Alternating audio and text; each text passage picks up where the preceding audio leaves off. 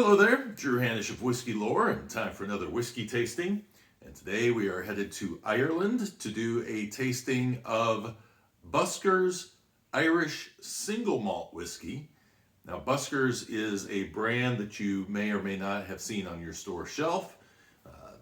All of their whiskeys come in these same nice glass presentation bottles, and I'm going to tell you a secret about this, actually, something I learned the hard way. Day one, I kept pouring, and I probably wasted, maybe 5% of what's been poured out of this bottle so far by pouring it this way, because it gets caught in the shoulders here, and airflow isn't working right, and so it just goes like that and splashes all over the place. So I was like, this is so frustrating. But if you pour it this way, you don't run into that problem. So little tip there for this particular style of bottle, which there's not a lot of bottles that I've seen like that. And so there you go. Mortlach is another one that I can think of that has kind of that high shoulder, kind of rectangular shape to the bottle. And so I wanted to get a bottle of this because I am a big fan of Writer's Tears, and Writer's Tears was a whiskey that was supposed to be made at the Royal Oak Distillery. The idea was it was originally sourced from Middleton, and then they're building a distillery for it.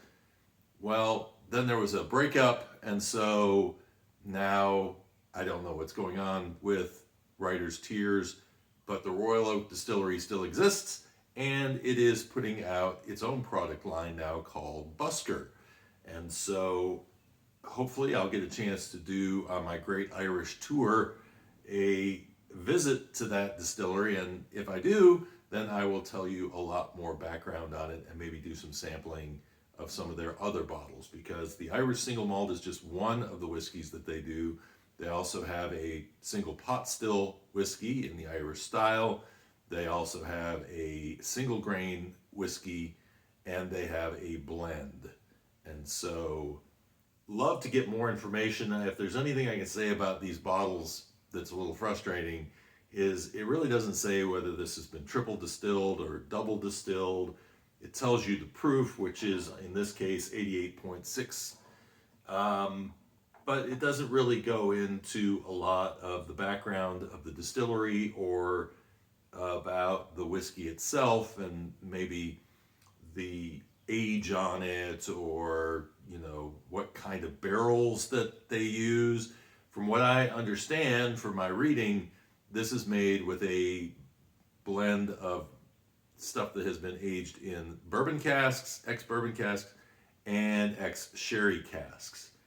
The color on this is a little darker, and so that kind of shows you that sherry cask finish is having some influence on this whiskey. But I don't know how old this whiskey is, and of course it could be a blend of all different ages. It's very hard to say.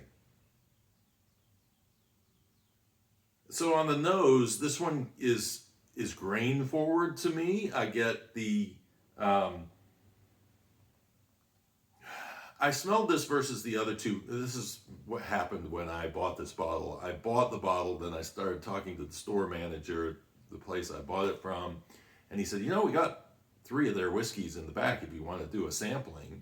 I thought, oh no, this is going to suck, because I'm going to taste these 3, and then I'm going to find out I got the one that I don't like. We went back and did the tasting. The other 2 were much more fruit forward, and actually drinking this third was kind of a mistake, because once you've smelled and tasted the fruitiness of the first 2 and you come to this last one, it's kind of like, where is it?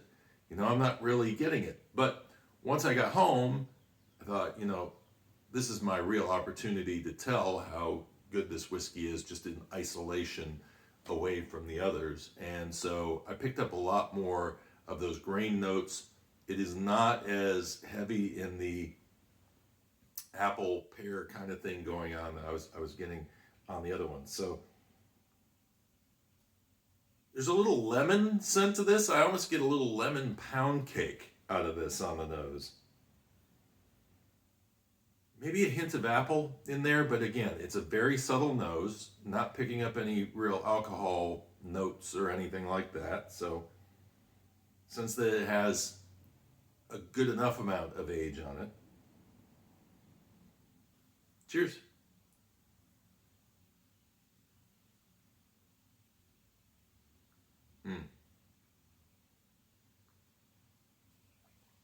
This one develops.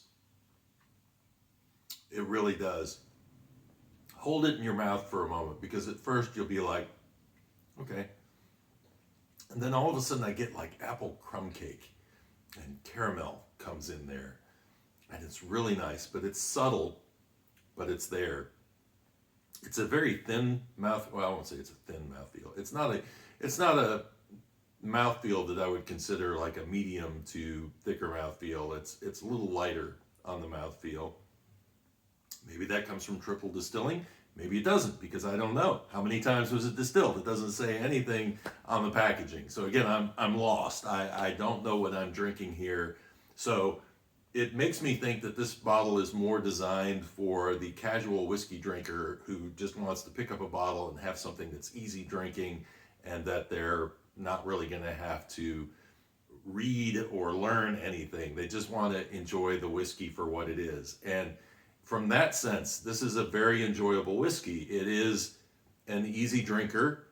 There's nothing offensive in this whiskey at all.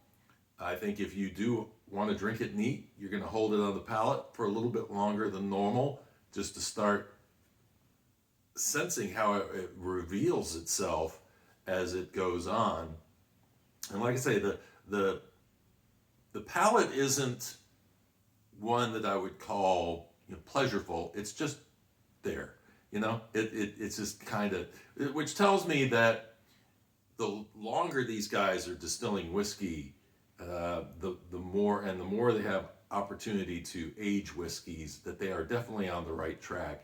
And this is part of the reason why I want to try Irish single malts, because Irish is known for blended whiskeys, and they're starting to be remembered for single pot still whiskeys, which have their own personalities. But the idea of an Irish single malt is still fairly fresh to people, and so this is an opportunity to see what they're doing with those grains, and whether they're, again, triple distilling, double distilling, what process that they're using. They are using pot stills, from what I understand. A little more nose comes out after you've taken a sip on it, but it's still pretty much those same notes coming out. Maybe a little peppery note comes in there. There's pepper on the finish. I'm going to do one more taste.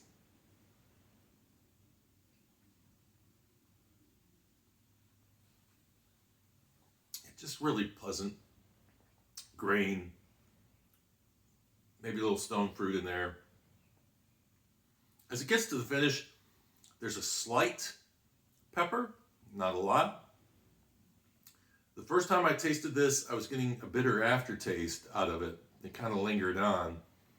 But as I've taken subsequent sips, I'm not getting that. So it could have been something with my palate before I drank it, something I had to eat before that maybe kind of added that to it, because I'm not really picking that up here on this second taste. So very interesting whiskey.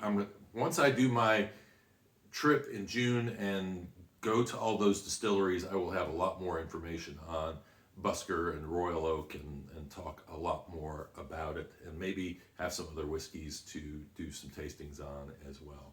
So I hope you enjoyed this. If you learned anything from it, or if you enjoyed the video, please give us a like, and make sure, if you are a huge fan of these videos, or of tastings, or of whiskey history, that you check out our Whiskey Lore Facebook group, the official Whiskey Lore Facebook community. We do discussions in there. I post extra stuff in there and talk back and forth with the community. So feel free to do that, or you can leave comments below as well. And until next time, cheers and Slainte.